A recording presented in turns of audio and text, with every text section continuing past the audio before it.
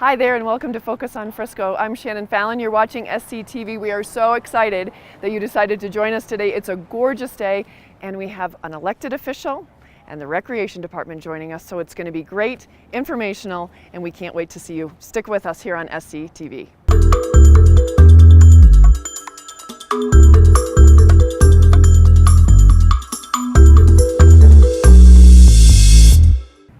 Hi there and welcome back to Focus on Frisco. Thanks so much for sticking around and joining us.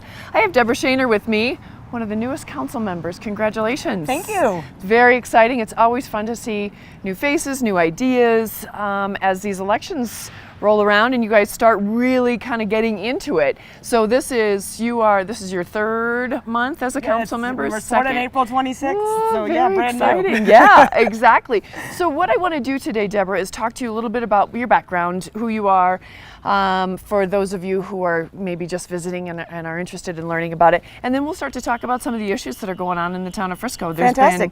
As we move into summer, it's such an amazing, exciting time. And there's a lot of that behind the scenes stuff too, besides just the concerts and the barbecues and things like that. So let's talk a little bit about you. Sure. What's your background? Well, I am a fire protection engineer, is what I do for a living, which I won't talk about too long because it'll bore people within 30 seconds. But I doubt that. What that does is it's a life safety, fire protection, code consulting type work. I design buildings to make them safer.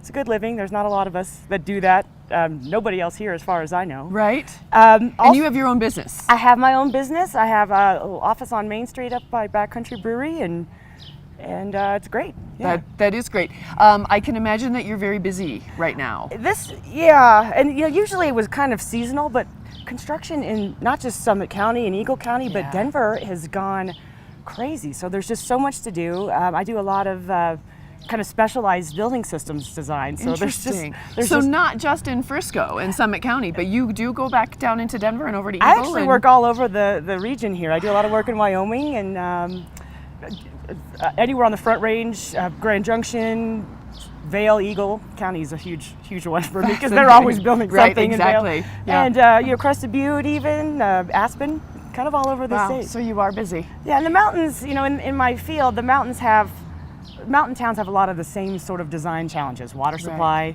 seasonal. I mean, half the time you can't get places with, access. And it's just, once you kind of get in the niche, it's awesome. That's fantastic. Well, congratulations on a good business. It is a good business. I got very lucky with that decision. So as you look at your business and it's growing and it's big, and you decided to take on another aspect within your town. I did. My friends call me AAA instead of just Type A. I just really like to be involved.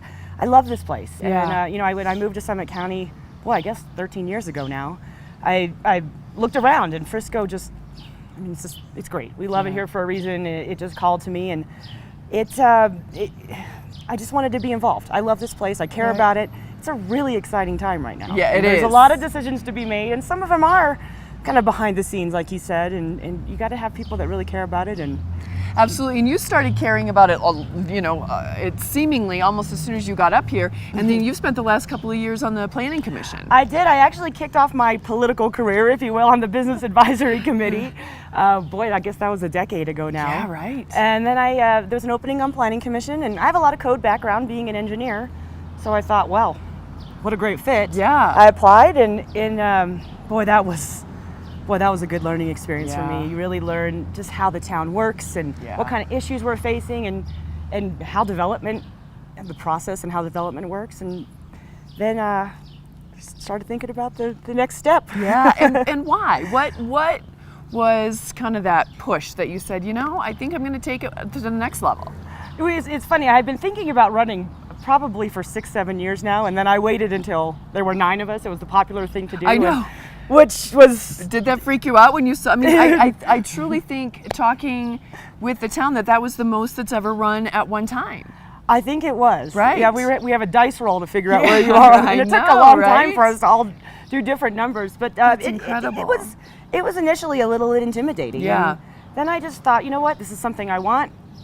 Who cares how many people I have to, run against? And I just kind of ran with it. I really campaigned hard. I spent some time talking to my neighbors and talking to people all over town, and Here Your work, you your work, are. yeah. When you have a circumstance like that, it makes you realize how much you want it. Yeah. And you also get a lot of great ideas. I mean, Right. one of the nice things about, not just the 9 council candidates, but we also had, I think, 5 or 6 or 7 even applicants for the new planning commission. People want to be involved here. Yeah. And there was a time in Frisco where you couldn't get people Yeah. to do it. So this is, I remember it's an those exciting times. time. Yeah. and it really is, there's so much going on. And as you were on Planning Commission, I mean, I can't even imagine so when did you start on Planning Commission? Boy, I guess I was on there 5-6 years. And Okay. So those were the big years here in Frisco. I mean, this is when they decided to redo Main Street, and I mean, all of those Whole things, Foods. exactly, all of that stuff started rolling. So I can imagine where, you look at it and you get it done, and then you start to get passionate and get that bug. Well, there was I just wanted a little bit more. I mean, Yeah. Planning Commission is obviously limited in what they do. They're very important. Huge. In development, but I started to want to help make decisions about our budget and connecting the town, connectivity, and how we partner with the county and CDOT and Denver Water. I mean, when you start getting into it, there's a lot going on in this little town. There is. So as you started to campaign and you started to really think about what was important to you as you looked around the town of Frisco for the 13 years and then the 5 or 6 years that you started being part of what was going on, what were your biggest drivers? As far as running, or just as far as running, what as you looked at your platform and what you really wanted to represent. A couple things. I mean, first of all, and a lot of people know this, we're really close to build out here in Frisco, and so you've got to start when that happens. You've got to be really smart about how you grow. Yeah. Or if you don't grow, then we already have kind of a housing affordability problem now, and if you don't grow the right way, that's not going to get any better. Right. And so that was one of them. I also just the business community here is really important to me. And being a small business owner, granted I'm more service-based, but the retail and the restaurants and the real estate offices and the banks, those people make our town. Those businesses make our town work. And I wanted to just help them with making sure they had the infrastructure they need to be successful here. Right. Interesting. And I would love to talk to you a little bit more about that. Let's focus for a second on the housing. You mentioned affordable housing. As I was out and about super early this morning, I saw that they were taking another piece off of the CDOT, which is right near your office, kind of behind Stork and Bear and Pepino's and Evo 3. What is the story with that? I feel like every month they're taking something off, and we know that they're trying to clear it. Yeah. How are you guys moving forward on that? Well, right now we're kind of waiting. Pretty amazing we're piece in of a property. waiting pattern. Unfortunately, there's only so much we can do. The lot is owned by CDOT right now. We certainly, our town manager in particular and our mayor have been talking to CDOT about that, and I think it's no secret that we want to get a hold of that lot. Yeah. We've bannered some ideas around council. Definitely we want to focus on workforce housing, and I think we really want to focus on, if we can, town of Frisco workforce housing. Maybe a business town co-op with our Main Street businesses so they can house their employees there. Or it could be a lot of different things. Right. And there's density. We could do condos or apartments. We could do small houses there. There's so many things we can do. Yeah. And right now, step one is getting a hold of it. Yeah. But we're ready. We are ready. So you guys are poised. I mean, it's one of those things. I know it's been on the radar for how many years now? That a long time. But it's getting closer every day. Every trailer that comes off. I know. It's just I feel like every time I turn that corner, something else is gone, and you start to think. I mean, you really start to think about all the options that could go there, because and you realize how big that lot is. It's huge. As these trailers come away, because it doesn't look that big before it was crowded, and now as those trailers are moving, it's a huge opportunity for us. There are a lot of really interesting things. Well, on that note, I want to remind everybody that there are so many opportunities to be in the know about this stuff. Certainly, town council meetings, and I know that you guys are always great about being accessible and answering questions and things like that. Certainly try to be. So, one of the things that's coming up, and actually by the time this airs, it will have happened, but Lake Hill, there's another meeting on Lake Hill, and that's all about that more affordable housing and expansion. So tell us what you know a little bit about that. This is a huge opportunity for Summit County and for Frisco. The land, it's being developed off the dam road, but it's technically county property. Of course, it's right near us, and we have an opportunity to work with the county, and we are doing that. They've been really receptive to our ideas. We're having work sessions with them. This is the second open house. I'm sure they'll have more.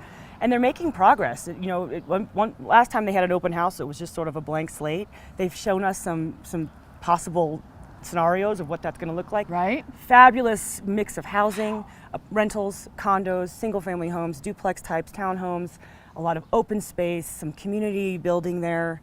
It's going to be a great opportunity. We certainly have to proceed cautiously with traffic issues and welcoming those many residents into the county, and we're all working together. It's fabulous.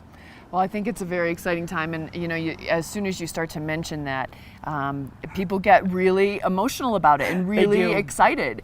For the most part, it's very cool because there are, again, that's one of those things where there are so many opportunities, and as you look around at the growth of this county and certainly of Frisco, it's just begging for something. Absolutely, and we really do. You know, when I first was starting to think about running, you know, hearing about the housing crisis, and I'm thinking, oh, come on, is this? And the more I learn about it, we do have something we need to deal with, and all the towns. Breckenridge is doing a great job. Keystone's doing some work. Copper's building some.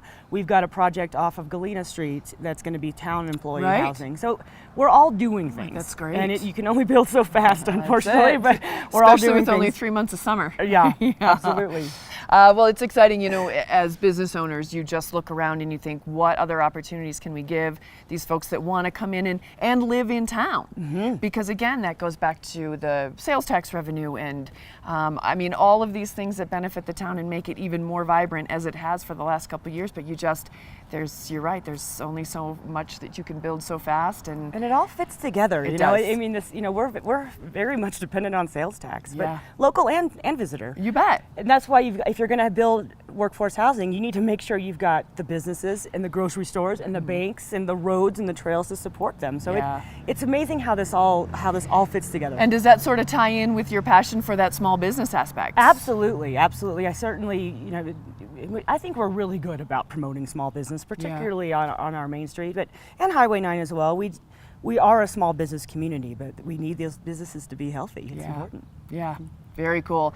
Now, one of the other things that, as we start to wrap up our discussion here, that you are passionate about is, go for it. The zoning code. Yes. When we campaigned, what is so exciting about that? We had a forum here for the campaign, and everybody said we had our top 3 issues, and everybody but me said housing. Right. And of course, housing is important to me. I mean, it was on number 2 on my list. Number 1 was the zoning code. And the reason I feel so passionate about it, partly I'm an engineer, part of it's my planning commission background. The zoning code is basically what shapes your town. It's land use. It tells you what you can build and where you can build it and what it needs to look like. And if it's not in the zoning code, it probably won't get built that way. You know, Right. I mean, we always like to think people, oh yeah, I'll build extra workforce housing. No, you need to incentivize that. Right.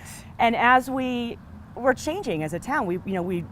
Density is having to be an issue now because you either go out or you go up. When you're growing in your density, well, we're not going out because we got the lake, we got I-70, we've got national forest, but we can go up, but we have to do it smart so that we don't create too many shadows or mess up views or create too much bulk in the town.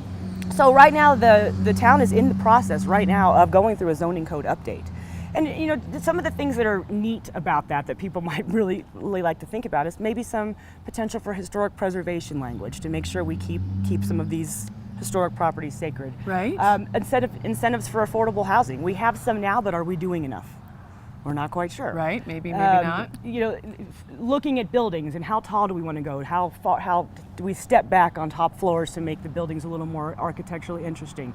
Connecting, you know, through making sure we have bus stops in the right places, making sure we have lighting in the right places so people can get around town, promoting alternative transportation. That's all things that the zoning code could do for people. And which is fascinating because I will be honest, I mean, I don't think of connecting for transportation to be part of the zoning code. That doesn't, you know, those, but you're right. Sure, and I mean, trees, landscaping, right. Parks, bike racks, sustainability, Yeah. all that stuff the zoning code may be vague about it, but it starts it and then it sends you to building codes or other. So why are you guys revising it? Well, the main reason is because it hasn't been upgraded or updated since the 80s, and I mean, What? I know that's a little while ago. Fine. A little vintage. Yeah, exactly. And a lot of it is just because the built architecture's changed, Yeah.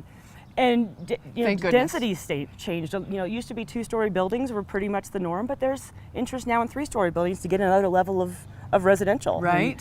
And you need to adjust that. Older codes that didn't necessarily address the new from style. an engineering standpoint, or No, from even from a planning neat-based, standpoint, right? or just building height. You're looking at a 3rd story with a pitched roof. That's a lot higher than a 2nd story with a pitched roof. So a lot of it's just updating, and things are more user friendly now. I mean, codes these days now have tables and visual aids and links online and definitions that you can find. And our old code is just it's vintage, and that's a lot of it. And we're also just trying to update some of our uses, our zoning districts. Like we have a district that's the accommodations district, which is where Holiday Inn and Baymont Inn is, but that also extends to where Base Camp is. Absolutely. So, okay, Whole Foods is not an accommodation. That's a mixed use. So we're just adjusting that a little bit just to make things make more sense. Right. And really, the flow of the town is important. As you go high density, low density, medium density, you got to make sure you get that right. Oh, that's interesting, and I love to hear somebody so passionate. I know, about people it. are like, Deborah, come on. Like, how are you really? Are you really interested? I do. I love it. Somebody's got to read code, guys. Somebody's got to do it. But it's one of those things where, but you're right. It affects the flow, and as people come in, maybe who've never been to the town, if it doesn't flow right, it's a whole. You just kind of tilt your head and go, oh, okay. Yeah, you might not know why, but it's probably got something to do with the zoning code. Very interesting. Now, let me ask you this. Do you hear often from residents or guests about the way that the town is set up, or story height restrictions or anything? I mean, do you get feedback? We do get a lot of feedback from locals and residents on bulk of buildings. Right. That building's casting a shadow, and that's the shadow on the street is because of the height and the bulk of the building. Right. So you got to be really careful with that around here, because a lot of people come here for the views. And this whole place is a view, but if you're blocking it. Well, that's interesting. Yeah. And then for visitors are really sensitive to wayfinding. We want people to come off Main Street, or come off the I-70 to Main Street, or come off I-70 to Highway 9 and find their way right away. You bet. To Main Street, or to if they want to go to Walmart or Safeway or Whole Foods, find the business they're looking for. And some people, maybe they want to find the historic park. They want to find the visitor center. Wayfinding is a huge issue. Marking bike lanes. We get a lot of feedback about that. Oh, I bet. And traffic flow, and people are speeding on my street. And you can. It's one thing at a time. Look at that face. She's so excited about it. I'm really excited. I wanted to be on council really, really bad. Good. Well, you have been successful in that, and we hope that all of these things that you guys are working toward, you're successful with as well. I think it's so cool to hear new ideas and a new take on things.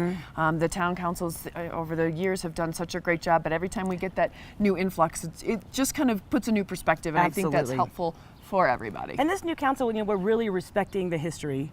But this group I'm working with now, we're diverse in the things we care about. Right. Everybody has a level of expertise for different issues. How cool. Trails, sustainability, building code, whatever. Right. And the energy that we have right now is really good. We have some healthy debates already going on, and a long list of things we want to do. So it's a great, great time for Frisco. Awesome. Well, I want to remind everybody that you can come to the town council meetings. Do you want to give us a rundown of when? It's the second and fourth Tuesdays of the month, and the regular meetings start at 7 p.m. You can also find the notices here at Town Hall if you want to know what we're doing and what we're working on. And of course, the agenda and our packets that we're reviewing are available online at frisco.gov.com, as are our phone numbers and email addresses if you need to get in touch with us. Exactly. Go to frisco.gov.com. Always be respectful when you see them in the restaurants, though. They just want to hang out. Don't chase me down the street. Just send me an email. I mean, let's be civilized. Yes, exactly. But stay involved. That's one of the things that we want to remind everybody to do, is to stay involved. So Deborah, thank you. This has been great. We appreciate your time. We appreciate your passion. And I look forward to meeting up with you in 6 months or something like that, and we can kind of review some of the things that we've already talked about and talk about that code. When do you guys hope to have the code finished? Is that possible? We wanted it finished a year ago, but we have a very talented code resource committee put together right now with various builders, architects, council people, planning commissioners, and we're working towards it. I think, we're really hoping to make substantial progress in the next few months, and we'll probably adopt that in batches just to really make sure the code flows correctly. Good. So. work in progress. I love it. I love it. We're going to take a quick break here on Focus on Frisco. Deborah, thank you so much. You're welcome. Thank Deborah you. Shaner, one of the new council members. We really appreciate you taking some time today. I know Thank you're you busy. so much. All right. Stay with us right here on SCTV. You're watching Focus on Frisco. Welcome back to Focus on Frisco. I have Sarah Skinner with me. Hi. Welcome. Gosh, what a great day. It's beautiful. I know. I keep laughing because I know summer just started, but every day I wake up and go, you have to take full advantage of the day because this could be the last one. But true. it's not. It's going so fast, though. And it is, as we look at, everything kicks off at right even before barbecue, and then all of a sudden I just feel like it's just, you guys have so many things planned, and it's great because it truly gives you every chance to take advantage of this gorgeous, amazing weather. Yes. But then all of a sudden it's like, wow, it's done. But we're not going to think about Can't that. talk I about hate that. to be the bummer, Can't talk the about Eeyore of it. But let's talk about all the fun things that we have coming up. Yeah. As we tape this, it's right before the 4th of July, so we have an amazing 4th of July coming up. Oh yeah, we got the parade and the kids all my get on their gosh. bikes and ride, and Yeah. it's awesome. It is awesome. So hopefully everybody had a chance to enjoy that, or will have a chance to enjoy it. It's super cool. I love 4th of July in Frisco. I would say it's probably my favorite holiday here. I think it's awesome. I think so too. Yeah. But then as we move almost into the next day, we start Mountain Goat. We do, yeah. So Which we is have a the kids race series. Yeah, we have Run the Mountain series. Goat Kids Trail Running Series, and we started this last year. It has a sister race in Denver that kind of started the idea, and then we kind of took ownership of it up here in Frisco. And yeah, the kids, it's awesome. We have 2-year-olds that run like little half-mile loops and fun short distances, all the way up into like 13 to 15-year-olds that do a 5K. So there's 3 distances, and it's up to a 5K. Yes. Very cool. Yeah. Now, here's my question. Can the kids that would normally run a 5K, but maybe just want to do something simple, can they do the half mile? They can pick Anybody their distance. Cool. For sure. Okay. We try and break it down to, this is what we suggest, but if you want to run the long one, go for the long one. Right. If you want to run short, you can run short. That's fantastic. It's an untimed race, so it's all about just getting out there, having fun, running. And it's trails. It's trails, yeah. We want people to go see what we have to offer out there at the peninsula and through the disc golf and all that. So just getting kids out there with their families. Very cool. having a And good parents time. can run as well. Parents can run. Parents don't have to pay. They just can run along with their kids. Kids, we know that they're always looking for incentives to do things like running races. So, every race we give them a little something at the finish line. And if you sign up for the whole series, for all 4 Tuesdays, then you get a series gift. So Wow, super cool. So the big thing, everybody, we want you can sign up day of, but you save $5 if you do it ahead of time. it's true. And then you can do that online. Yep, you can do it Okay. online. You can call the Day Lodge. We'll get you guys signed up and registered. And if they want to register online, is it through the townoffrisco.com? Yep. Okay. Yep. And then just look for the Mountain Goat Trail Running Series and just click on that, and it will take you through to get everything that you need. Yep. Now, all the runs start at 5:45. Yep, 5:45. Get there a little early, kind of stretch out, right? Yes, we do like to group stretch with the kids too. Oh, what It's a great idea! really fun. I bet it is. And we always these races in particular, they always have somebody leading out and somebody sweeping. We don't want anybody getting lost. So Very cool. It's all about the kids. Yep. These races are. And it's fun. You get back and you can have some pizza, have a couple little snacks, wander yeah. around. There's a ton to do. The pizza's included too. I can't believe I forgot that part. That's Yeah. the real incentive. Yes, Kids run for pizza. will be for me now, as I'm running with my kids. But it's really fun. You get out to the peninsula, and so that's over at the Day Lodge. For those of you who are just visiting, it's where the Nordic ski is, but the Day Lodge is kind of across the street where you go for tubing, Yep. and near the bike park. Yeah. Everybody starts there, Yep. and you lead them out to the trailhead. Yep, and we'll lead them out to the trailhead. We actually really usually walk across the street to start the race so that they don't have to cross the road at all. But Cool. yeah, All right. it's awesome. Yeah, so it's a lot of fun. Everything starts, it's for 4 Tuesdays in a row, the 4 in July, starting on July 5th. So if you don't have a chance to sign up for the first one, just sign up for any or all of them. Your kids are always going to get a little race gift at the end. And then if you have that series, that really is, it's incentive. Those kids love that, and it's funny how long they treasure it. Oh, for sure. I Yeah. mean, we did these dog tags last year, and we're going to do them, I think, again this year, and they're really, really, really They're cool. Yeah, Yeah, they are. Collector's items. I know, right? All right, so that's Frisco, townoffrisco.com, and look for the Mountain Goat Series. Now, the other thing is the triathlon, which is a totally cool triathlon. Oh yeah, it's unique, definitely. It's a stand-up paddleboard, mountain bike, and trail run. So instead of, for those of you who don't swim, I'm not a swimmer, that's me, and that lake is really cold. So we decided we were going to do our own little twist on our triathlon. We're into our 3rd year now, and it might be my favorite event. It's awesome. Like, I wish I could participate in the event because it's just so cool. And you know, it's people that have never done a triathlon before, some of them, and they're just like, oh, a multi-sport event. Let's try something new, and it's great. Very cool. Do you have to have your own stand-up paddleboard? You don't. People, you can rent from the marina. I think is already sold out, so I don't want to throw that in there. But yes, it's going to be a busy day. But I know that Cody rents stand-up paddleboards, and so does 10 Mile Kayak. So you can rent boards and use other people's. Very, very cool. Is it one of those that everybody does the same event at the same time, or you know how some of the triathlons where you can choose how the way that you want to do it? You can have a team as well. Okay. Yes, so you can also do 3 people to a team, and everybody does a different leg of it. We didn't have a ton of teams last year, but that's the way to go. You find somebody to do each part. Tell you what. Yeah, it's great. So.